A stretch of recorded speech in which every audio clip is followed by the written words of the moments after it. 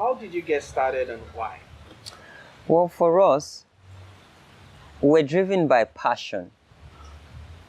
We're driven by passion to document the voices of people in rural communities, to empower them with the right set of tools so that they can hold government to account on their action or inaction. And it started with the story of Bagega community, where at that time in 2012, 1,500 children's lives were at stake that needed urgent medical attention.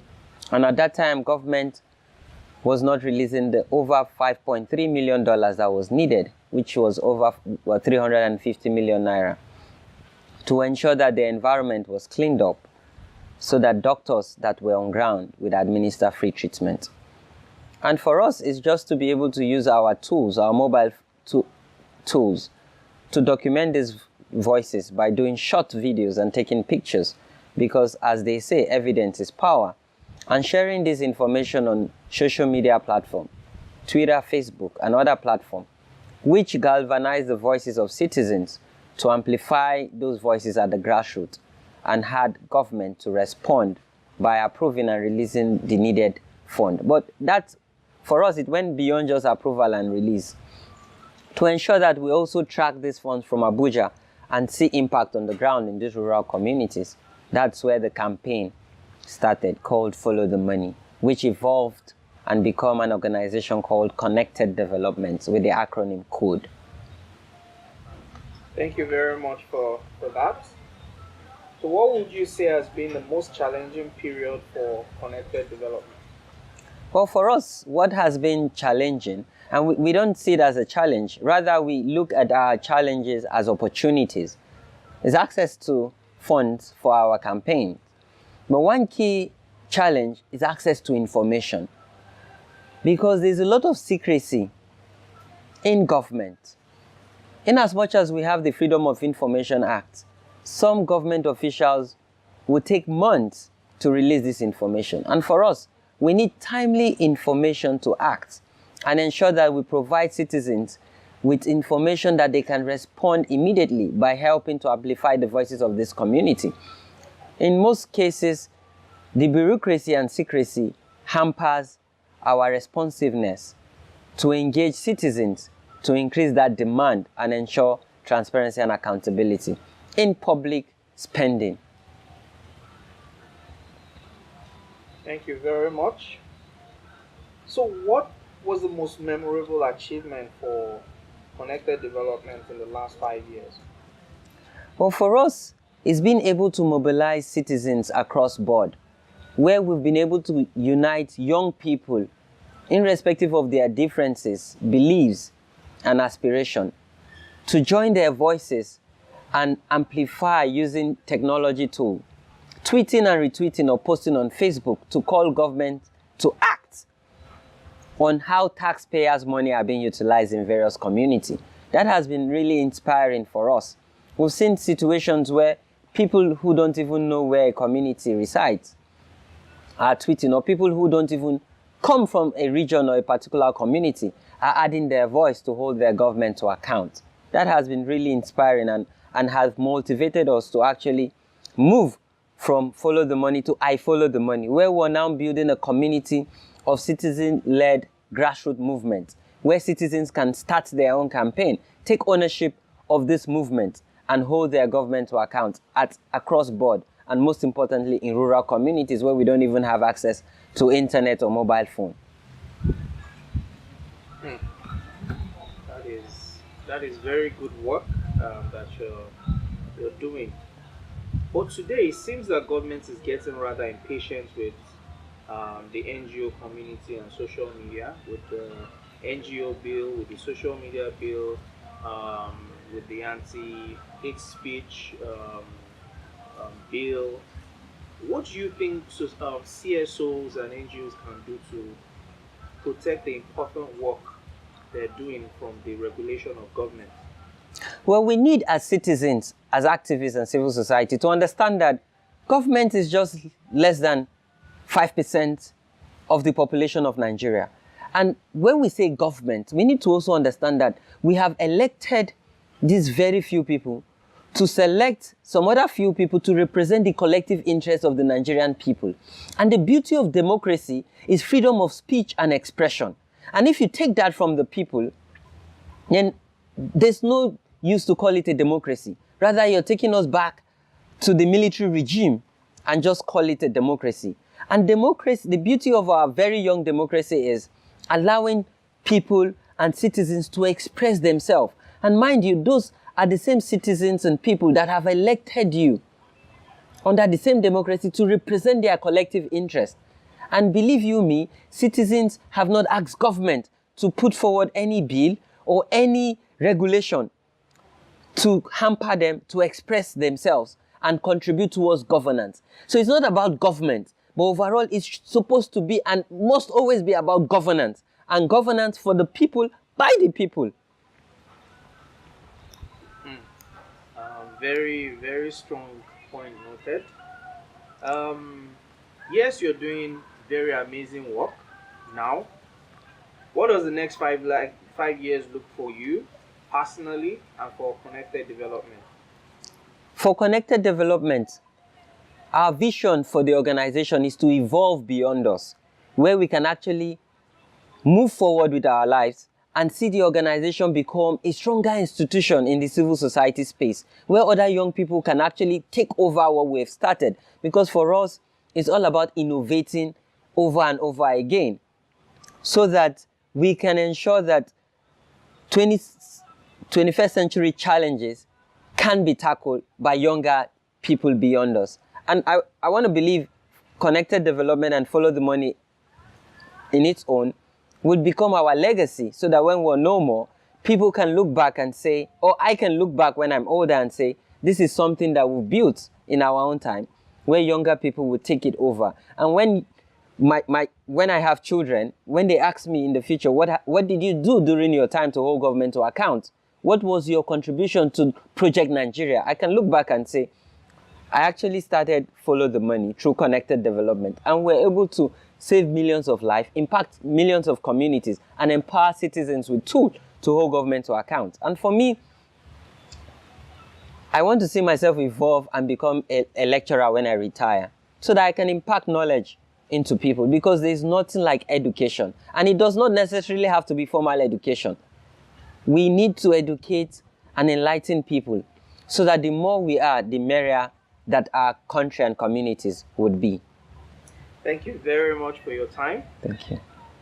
Let me just quickly ask you a questions. You've been at the forefront of the Not Too Young to Run deal. Tell us a lot about your struggle and your agitation.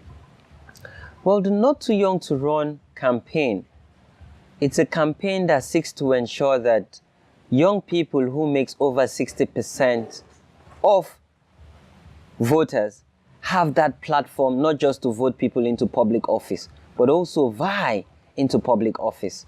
For us, we want that enabling environment and equal opportunity between the old and the young, where we can have more intergenerational debate and opportunity, so that truly the voters can decide who they want to represent their collective interest. What has been some of the challenges you have to contend with? That some members of the National Assembly have not been positively, averse to some of these demands. It's sad that our political class sees this as a political struggle. It's not about politics. For us, it's about public governance. And for us, it's about exercising our rights as citizens of the Federal Republic of Nigeria, so that we can contribute to our very young democracy. In as much as we're saying 18, that does not mean an 18-year-old will run for president. And even if an 18-year-old wants to vie for president, it is he or her right to do so. And let's allow the electorate to decide the fate on who governs the country and take us to greater heights. For us as young people, we want to be able to showcase that as much as we're leading in the civil society space, we're leading in the private sector, we're also leading in the entertainment industry. We want to contribute to the political space, where we can bring our energy, our innovation, our ideas, and move this country to greater heights, where we can stand side by side, shoulder by shoulder with the older generation, and see that we make history and take Nigeria to that promised land that we've always envisaged. It was a historic moment to mobilize over 2,000 citizens in the Federal Capital Territory and marched to the National Assembly, shutting it down to ensure that our voices are heard just before the constitutional amendment voting procedure, so that our true representative would ensure that our demands are voted. And we got both the Senate and the representative to vote yes on this bill. And now, historically, it has passed the National Assembly and would now be sent to the state houses of assembly. It's important that our state legislators vote yes on this bill. And for us, we want to see not just the 24 state houses of assembly that needed to vote yes on this. We want to see all the 36 state houses of assembly vote yes, so that history can judge them and prosperity can be positive about them, that they contributed to ensuring that young people were equipped and constitutionally had that right, that age limitation is no longer a barrier in the Nigerian constitution to run for public office. Finally, some Nigerians have actually agitated for the scrapping of the National Assembly. Some have said it's a waste, it's not relevant. What's your view about this? I think that we need to look at the spending of the National Assembly. As much as this current National Assembly has now published their spending, we need to look at how does that spending impact the lives of ordinary citizens. You can't allocate billions of naira to the National Assembly and we can't see value for our money as taxpayers. It's important that citizens would now be the one to tell the National Assembly how much they really need to spend and what kind of result we want to see from the National Assembly. I think we need to debate this broader and say that we need to have one singular legislative assembly so that we can probably collapse the Senate and the House of Representatives, so we can have true representation rather than having a camera representation of the Nigerian people to create policies that affect them directly, not policies that regulate and keep their interests in office. Different sections of the country have called for restructuring. I mean, notable leaders. I mean, what's your view about this, despite the agitations coming from both the north and the south and the west? And what's your view on this? You know, the other time we had in the country, we had what we called, I can't remember, the national conference or so, that they spent over 60 billion or so. And now some few people, and it started with the political class, the elite, saying, you know, we need to restructure. If truly we want to restructure, let us come to equal terms. If an 18-year-old can vote into office, can vote someone into office and cannot be voted into office, what kind of restructuring are we talking about? If we truly want to restructure, let us come to equal terms as old and young people and sit down together and talk about restructuring. You cannot appoint a few minority. I will call them minority because it's the minority that is representing our interest. They're less than 5% of our population. You can't call a few minority to the table and say you want to debate restructuring. If you want to restructure, let us all be on that decision-making table and have equal rights and equal opportunity. And then we can talk about restructuring Nigeria and taking Nigeria to greater height. But most importantly, we need to look at how public resources are being utilized for the people.